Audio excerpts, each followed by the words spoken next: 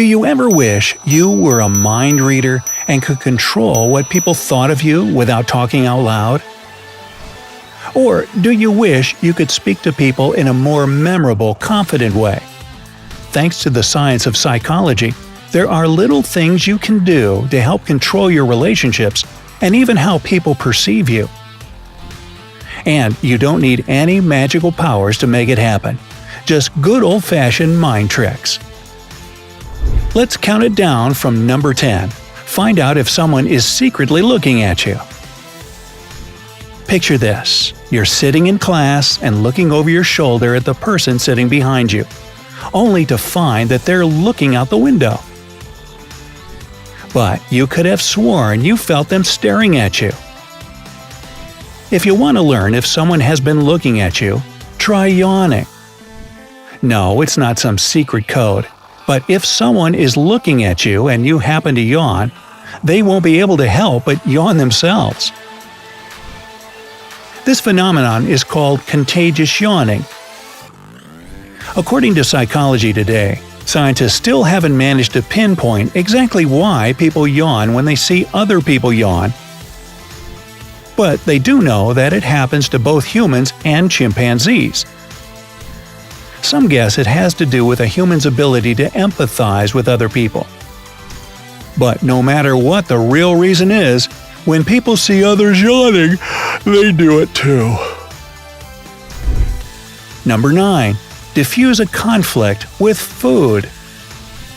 Have you ever felt mad while taking a bite out of a delicious burrito? Probably not, unless you ordered a burger. The point is, food is a great way to calm people down and diffuse uncomfortable situations. Let's say you've gotten into an argument with your significant other, and you need to talk to each other and hash things out. Instead of going to your house or taking a walk in the park, pick a restaurant to go and eat in. Once you order food and have it in front of you, your focus will be split between the issue at hand and the food you're about to eat. The food serves as a great distraction and can actually relieve tension since you'll start to care more about the food than what you're talking about. As a bonus, it's good to settle conflicts in a place where there are other people around so that things don't get too heated. There's nothing more embarrassing than shouting at each other in the middle of a nice restaurant. Even if you're on an awkward first date with someone and not fighting, food can serve as a great icebreaker. Focusing on that chicken on your plate is way more comfortable than gazing into a stranger's eyes all night.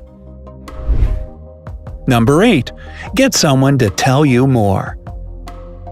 They say that silence is golden, and when it comes to getting someone to spill the beans, it's a winning ticket.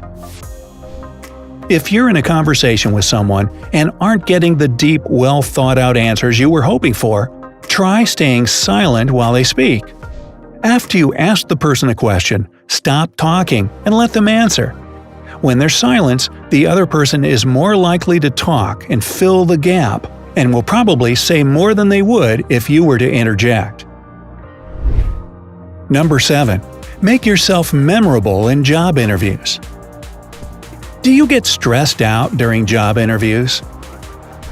Perhaps you're worried you won't stand out enough to accompany interviewing tons of people.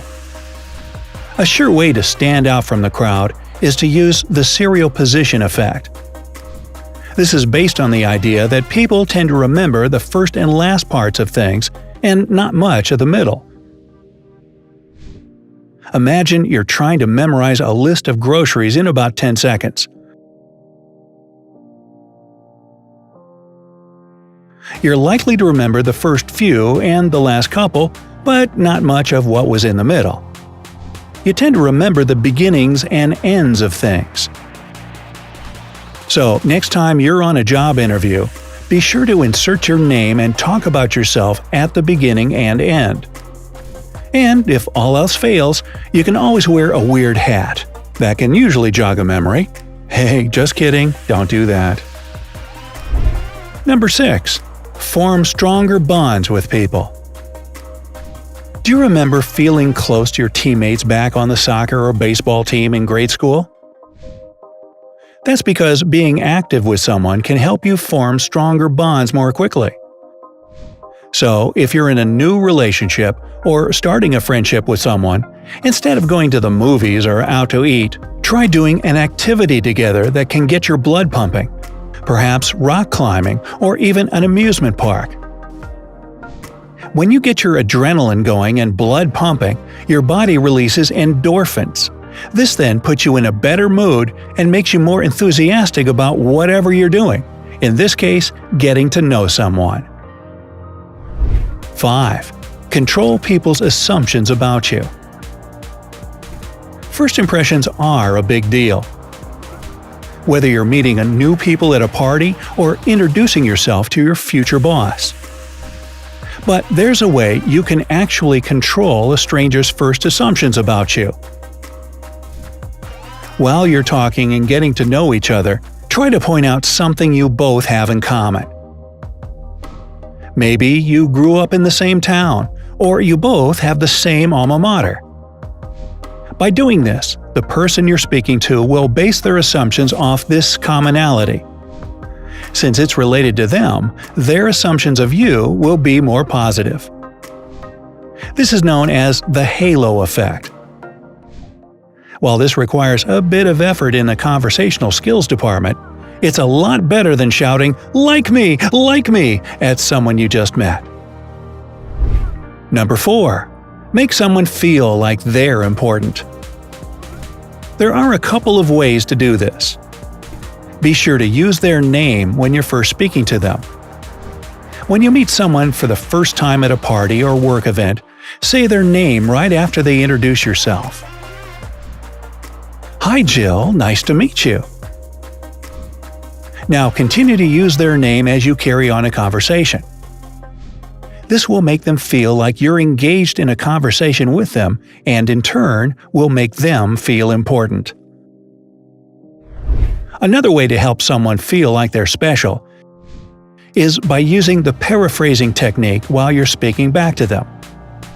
For example, if your friend tells you that she went shopping but the market was all out of the type of bread she was looking for, repeat back, "Wow, they didn't even carry that kind of bread?" Paraphrasing what they just said back to them lets them realize you're really listening to what they're saying. 3. Get someone to help you do something. Sometimes you need to ask friends or family members for a favor. But these favors aren't always fun, which makes their willingness to help you less likely. Say you need someone to feed your cat for a couple of days while you're out of town. Instead of asking the person point blank if they can help, pose a false dilemma. Say something like, "Hey, would it be better for you to come over and feed Mr. Whiskers in the early morning or evening?" The person will likely choose whichever time is easier, and they never had the chance to say, "No, I can't." Number 2. Get people to believe in you. If I said, "Hey, I think this next psychology trick is really effective. Would you believe me?" How about if I said, "This next psychology trick is really effective. Did you trust what I was saying more the second time?" Well, that's because when you put "I think" at the beginning of a sentence, it can come off as hesitant or unsure. Even if you aren't sure of something, that doesn't mean you should question what you say. Be confident in yourself. From now on, try leaving out the word "I think" when you talk to your friends and family. They may take you more seriously and even make fun of you less due to this confident way of speaking. 1. Keep people's attention. Have you ever noticed that if you look down at your phone, you aren't hearing what the person talking to you is saying?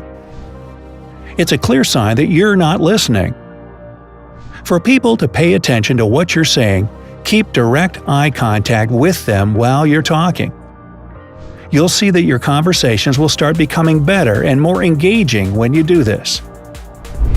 Keeping eye contact with someone can actually convince the person you're conversing with to believe what you're saying.